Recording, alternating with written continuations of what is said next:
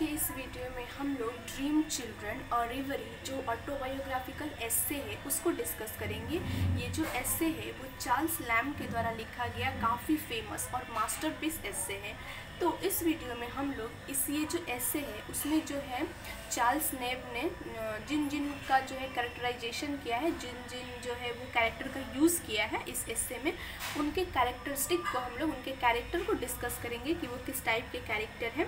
अगर इस एस्से से रिलेटेड और कोई क्वेश्चन चाहिए लाइक दैट टाइटल और एनीथिंग, सो प्लीज़ कमेंट करिए और मैं उसका आंसर अवेलेबल कराने की कोशिश करूँगी। अगर आप इस पर नए हैं इस चैनल पे तो प्लीज़ चैनल को सब्सक्राइब कर दो। चलिए स्टार्ट करते हैं। तो सबसे पहले जो है इस एस्से में जो ये बहुत ही फेमस एस्से है चार्ल्स लैम्ब का, तो क्वेश्चन है comment on Lamb's art of characterisation with special reference to dream children और रेवरी। एक मतलब इसका हेडिंग है, और रेवरी मतलब ड्रीम, सपना।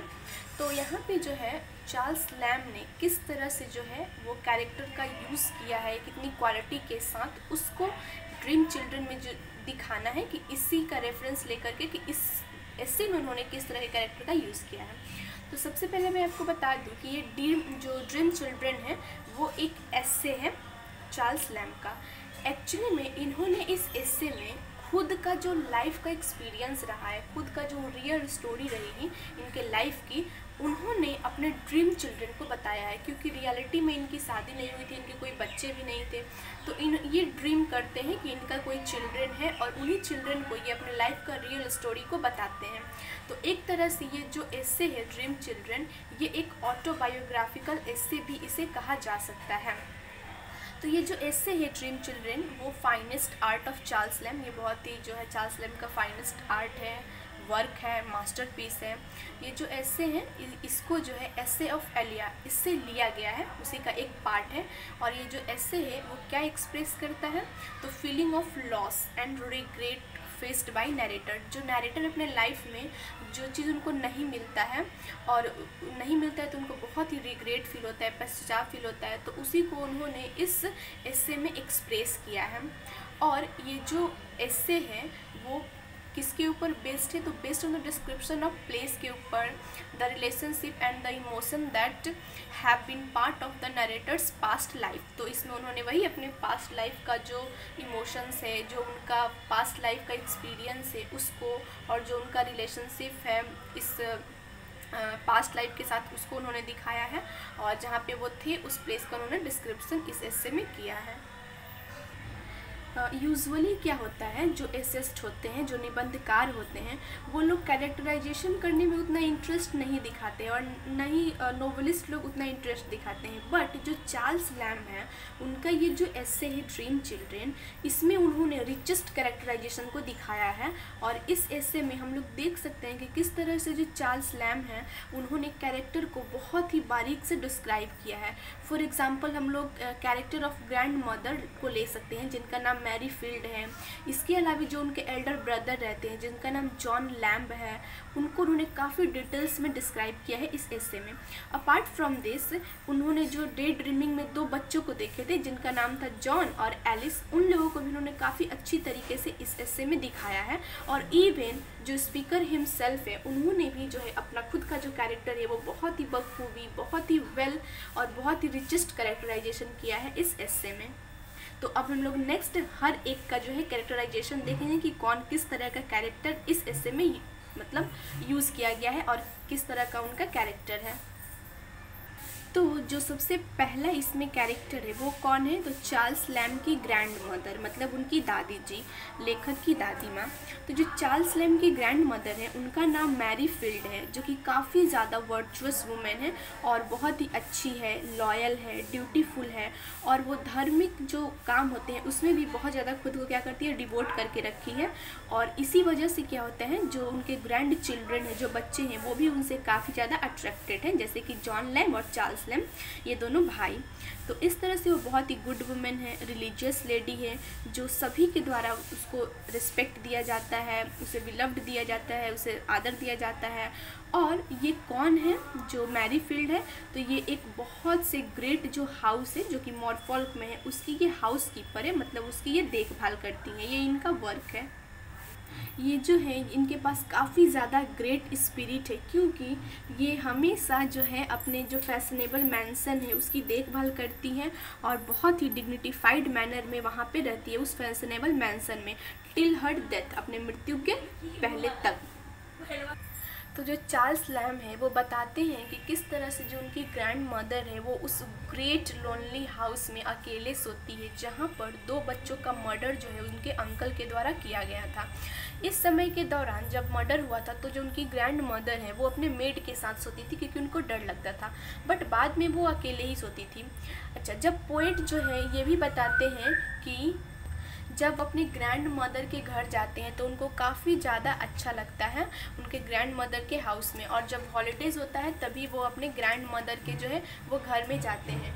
वो सिर्फ जो है उस ग्रेट हाउस की एक केयर टेकर रहती है, बट ऑफन उनको कभी कभी वो उस हाउस का मिस्ट्रेस भी माना जाता है जो ग्रैंड मदर रहती है उनको। ये एक वैसी वुमेन रहती है, रिलीजियस वुमेन रहती है, गुड वुमेन रहती है, जिनका जो फ्यूनरल है, अंतिम संस्कार है, उसको अटेंड करने के लिए बहुत लोग आते हैं। सभी लोगों का मानना है कि ये अपने पास कुछ रिलीजियस नॉलेज को रखती है बाय हार्ट के द्वारा, एंड इसी वजह से जहाँ पे ये इनका फ्यूनरल होता है वहाँ पे काफ़ी सारे लोग इनके फ्यूनरल को अटेंड करने के लिए आते हैं, और वो भी काफ़ी दूर दूर से आते हैं, जो ये दिखाता है कि ये लोग कितना उनकी ग्रैंड मदर की तरफ रिस्पेक्ट रखते हैं और उनको रिस्पेक्ट देते हैं। इसके अलावे जो इनकी ग्रैंड मदर है मैरीफील्ड, उनकी एक और कैरेक्टरिस्टिक ये भी है और विशेषता ये भी है कि वो एक बहुत ही अच्छी डांसर थी, बट उनको एक कैंसर का डिजीज़ हो गया जिसके वजह से उन्होंने डांस करना छोड़ दिया, बट जो उनका स्पिरिट है वो अभी भी एकदम अपराइट कर रहा था, और उनका मानना था कि वो एक बहुत ही अच्छी डांसर है, और इस तरह से जो है वो काफ़ी गुड कैरेक्टर है इस एस्से में। तो यहाँ तक था उनकी ग्रैंड मदर चार्ल्स लैम की मैरीफील्ड का कैरेक्टर, और वो किस तरह से इस एस्से में अपना रोल प्ले करती है वो। तो नेक्स्ट हम लोग देखेंगे चार्ल्स लैम्स एल्डर ब्रदर। अब हम लोग उनका जो है एल्डर ब्रदर का कैरेक्टराइजेशन देखेंगे, यानी कि जॉन लैम का उनका कैरेक्टर देखेंगे कि उन्होंने किस तरह से इस एस्से में अपना रोल प्ले किया है। तो जो चार्ल्स लैम के जो ब्रदर हैं एल्डर ब्रदर, उनका नाम क्या था, तो जॉन लैम था। ये जो है इनको ग्रैंड मदर बहुत ज़्यादा प्यार करती थी, सभी ग्रैंड चिल्ड्रनों के बीच में सबसे ज़्यादा इन्हीं को वो मानती थी। जो जॉन लैम थे वो बहुत ही ब्रेवेस्ट थे, हैंडसम थे और इवन स्पिरिचुअल थे वो बहुत ही ज़्यादा, और वो उनको किसी से डर भी नहीं लगता था। ये जो है इनको जो है एडवेंचरस थिंग्स करना काफ़ी ज़्यादा पसंद था। जो जॉन लैम है वो अपना जो हॉलीडे का टाइम है वो अपनी ग्रैंड मदर के मैंसन में ही बिताते थे, जहाँ पर उनको हॉर्स को माउंट करना मतलब घुड़सवारी करना काफ़ी ज़्यादा अच्छा लगता था। इसके अलावा वो कंट्री साइड एरिया में घुड़सवारी करते हुए जाते थे। नेक्स्ट उनको रेस करना, दौड़ना हंटर्स के साथ में, वो भी उनको जंगलों में काफ़ी अच्छा लगता था। जो चार्ल्स लैम हैं वो अपने एल्डर ब्रदर की काफ़ी ज़्यादा तारीफ़ करते हैं और वो कहते हैं कि वो एक किंग थे जितने सारे जो बच्चे हैं उनके बीच में, और he took great care of his younger brother, और अपने छोटे भाई बहन की जो हैं वो काफ़ी ज़्यादा देखभाल करते हैं। बचपन में क्या हुआ था, जब चार्ल्स लैम जो राइटर हैं वो लेम फुटेड बॉय बनते थे, when Charles became a lame-footed boy, he carried him over his shoulder 4 miles, which show the great concern for him। इस जो जब बचपन था उन लोगों का, तो जो लेखक हैं वो एक तरह के क्या बनते थे, तो लेम-फुटेड बॉय बनते थे, और जो उनके भाई हैं वो उनको अपने कंधे पर बैठा के काफ़ी दूर तक ले जाते थे, जो दिखाता है कि जो चार्ल्स लैम के ब्रदर है वो कितना अपने छोटे भाई के प्रति कंसर्न है, उनकी देखभाल करते हैं। जो ऑथर है चार्ल्स लैम वो अपने एल्डर ब्रदर से काफ़ी ज़्यादा क्लोज थे, और इसलिए उनको वो काफ़ी ज़्यादा मिस करते हैं आफ्टर हिज डेथ। जब उनके भाई डेथ कर जाते हैं तो उनको बहुत ज़्यादा मिस करते हैं। हालांकि he did not so much it that much, मतलब उन्होंने हालांकि अपने बड़े भाई को उतना देखा नहीं था, बट उनको वो काफ़ी ज़्यादा मिस करते हैं। क्यों मिस करते हैं, क्योंकि जो उनका एल्डर ब्रदर्स था उनकी काइंडनेस, उनके प्रति जो उनका केयर था, टेंशन था, वो उसको वो मिस करते हैं। और कभी कभी जब उनके भाई जो है, बड़े भाई, उनके प्रति गुस्सा हो जाते थे तो उसको भी वो मिस करते हैं, उनके जो है लव को भी वो मिस करते हैं, दोनों जो है कॉम्बिनेशन को वो मिस करते हैं। तो यहाँ तक था जो है चार्ल्स लैम्ब के बड़े भाई का कैरेक्टर, जो जिसको उन्होंने अपने इस एस्से में यूज़ किया है। अब हम लोग नेक्स्ट देखेंगे जो उनके ड्रीम चिल्ड्रन थे, जो उन्होंने डे ड्रीमिंग में जो चिल्ड्रन को देखा था, जॉन एंड एलिस, उनका कैरेक्टर किस तरह का है। तो नेक्स्ट जो है वो चार्ल्स लैम्ब ने अपने डे ड्रीमिंग में चिल्ड्रन को देखा था, जिसकी स्टोरी, अपनी पास्ट लाइफ की स्टोरी अपने चिल्ड्रन को बताते हैं। तो वो चिल्ड्रन कौन थे, तो एक लड़का और एक लड़की, जिसमें लड़की का नाम था एलिश और लड़का का नाम था जॉन। तो ये MCQ और SCQ के लिए बहुत ही इंपॉर्टेंट थे, सो वी रिमेंबर। तो उन्होंने इन दोनों का इसने कैरेक्टराइजेशन किया है इस एस्से में। हालांकि जो चार्ल्स लैम्ब है वो कभी फादर नहीं बने थे, and he could never tell story of his boyhood to his children, और ना ही कभी अपने बच्चों को अपने पास्ट लाइफ की स्टोरी के बारे में उन्होंने बताया था। बट जिस तरह से उन्होंने इस एस्से में जो चाइल्ड के बिहेवियर का डिस्क्रिप्शन किया है अपने ड्रीम में, ये दिखाता है कि उनके पास कितना चाइल्ड साइकोलॉजी को समझने की पावर है चार्ल्स लैम्ब के पास में। हालांकि through the conversation with the children in the story, जो उनका इन द एस्से, जो उन्होंने बच्चों के साथ जो कन्वर्सेशन किया है इस एस्से में, वो दिखाता है कि जो चार्ल्स लैम्ब है वो अपनी सारी क्वालिटी रखते हैं एक गुड फादर बनने की। उनके पास सारी क्वालिटी है, जिस तरह से उन्होंने बच्चों को, बिहेवियर को, उनके साइकोलॉजी को इस एस्से में रिप्रेजेंट किया है। जो चिल्ड्रन का क्यूरियोसिटी है वो ये दिखाता है कि वो स्टोरी सुनने के लिए कितना ईगरनेस है, कितना इच्छुक है। और उनका जो इंटेलिजेंसी है, जो एलिस और जॉन का, वो कब देखा जा सकता है, तो वो नेचुरली इस एस्से में देखा जा सकता है जब वो लोग अपने फादर के द्वारा बताए गए चीज़ों के ऊपर रिएक्ट करते हैं, और तुरंत रिएक्ट करते हैं।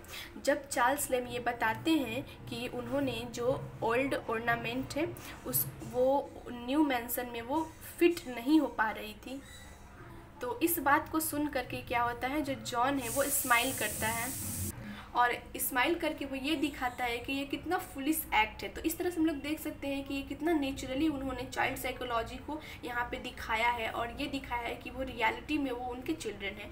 इसके अलावा जब जो लैम्ब ये बताते हैं दो बच्चों के मर्डर के बारे में, तब और घोस्ट के बारे में भी बताते हैं, तो जो जॉन है वो ये सुन करके काफ़ी ज़्यादा करेजियस उस मोमेंट पे दिखने की कोशिश करता है और ब्रेव दिखने की कोशिश करता है। और इसके अलावा जो एलिस है उसका भी काफ़ी अच्छा गुड रिएक्शन होता है और पैशन रहता है फॉर डांस के लिए, जब वो अपने पापा से, चार्ल्स लैम्ब से, अपनी ग्रैंड मदर के बारे में सुनती है और उनके डांस की क्वालिटी के बारे में सुनती है, तो उसके अंदर भी जो है डांस का पैशन अराइजेस हो जाता है। तो इस तरह से हम लोग देख सकते हैं कि किस तरह जो उन्होंने बच्चों के कैरेक्टर को, चाइल्ड साइकोलॉजी को रिप्रेजेंट किया है। ये जो चिल्ड्रन हैं वो बिगिन टू क्राई, वो रोने लगते हैं जब वो लोग अपने फादर्स की पास्ट लाइफ का जो पेनफुल इंसिडेंट उसको सुनते हैं, और ये बहुत ही नेचुरल रिएक्शन होता है चिल्ड्रन का। सो लैम्ब्स ने जो चिल्ड्रन का जो क्वालिटी वो पोजेस करते हैं अपने, उन्होंने काफ़ी अच्छी तरीके से इस एस्से में एक्सप्रेस किया है, और ऐसा लग रहा है जैसे रियलिटी में वो उनके चिल्ड्रन ही हो। तो इस तरह से यहाँ तक था उनके डे ड्रीमिंग के चिल्ड्रन का कैरेक्टराइजेशन एलिस और जॉन का। तो आई होप आप लोग को यहाँ तक कैरेक्टराइजेशन अच्छे से क्लियर हो गया होगा। नेक्स्ट एंड लास्ट जो कैरेक्टराइजेशन है वो खुद ऑथर का है, यानी कि स्पीकर का है। तो नेक्स्ट हम लोग, और जो फाइनल कैरेक्टराइजेशन है वो ऑथर हिमसेल्फ का है, यानी कि चार्ल्स लैम्ब का है, जहाँ पे हम लोग देखेंगे कि जो चार्ल्स लैम्ब है वो एक यंग बॉय रहते हैं विथ फिजिकली हैंडीकेप्ड, वो रियलिटी में हैंडीकेप्ड रहते हैं, बट उनके पास जो है हाईली इमेजिनेटिव पावर रहता है और सेंसिटिव पावर रहता है। जो चार्ल्स लैम्ब है वो बहुत ही एक्साइटेड रहते हैं अपने ग्रैंड मदर के हाउस में जाने के लिए इन हिज हॉलीडेज़, अपने गर्मियों की छुट्टी में, और उनको अपनी जो है दादी के घर का जो, ग्रैंड मदर का जो घर है उसमें जो खाली रूम है वहाँ पे उनको टाइम स्पेंड करना काफ़ी ज़्यादा अच्छा लगता है। और उनको जो ओपन एयर गार्डन रहता है, मतलब खुली हुई जो गार्डन रहते हैं, वहाँ पे उनको समय बिताना बहुत अच्छा लगता है, उस घर का जहाँ पे गार्डन रहता है। और वहाँ पे जो है वो बहुत सारे फ्रूट्स के भी पेड़ रहते हैं गार्डन में, जिसे तोड़ने के लिए बच्चों को मना किया जाता था फ्रूट्स को तोड़ने के लिए। बट जो चार्ल्स लैम्ब हैं उनको इन सब फ्रूट्स को तोड़ने में कोई इंटरेस्ट ही नहीं था। In fact he like to doing some activity like running around trees, laying on the grass, taking the smell of the garden etc. और उनका बहुत ही फेवरेट पार्ट है इस गार्डन का, और वो क्या है, छोटा सा पॉन्ड, लिटिल पॉन्ड, जहाँ पे बैठ करके वो घंटों जो फिश की एक्टिविटी है उसको देखते रहते थे। तो ये रहा जो स्पीकर हिमसेल्फ, उन्होंने जो खुद का कैरेक्टराइजेशन इस ऐसे में किया है वो। So in this way we can say that Charles Lamb's art of characterization is marvelous and appreciable in Dream Children और Reverie। So यहाँ तक था, इन सभी का कैरेक्टराइजेशन था। आई होप आप लोगों को आंसर अच्छी तरीके से समझ में आ गया होगा। अगर किसी भी चीज़ में डाउट हो तो प्लीज़ कमेंट करिए, और किसी भी क्वेश्चन का आंसर आप लोगों को कुछ प्रॉब्लम हो रहा है तो उसमें भी आप कमेंट कर सकते हैं। मैं ट्राई करूँगी उसका आंसर प्रोवाइड करने की। सो थैंक यू, मिलते हैं नेक्स्ट वीडियो में।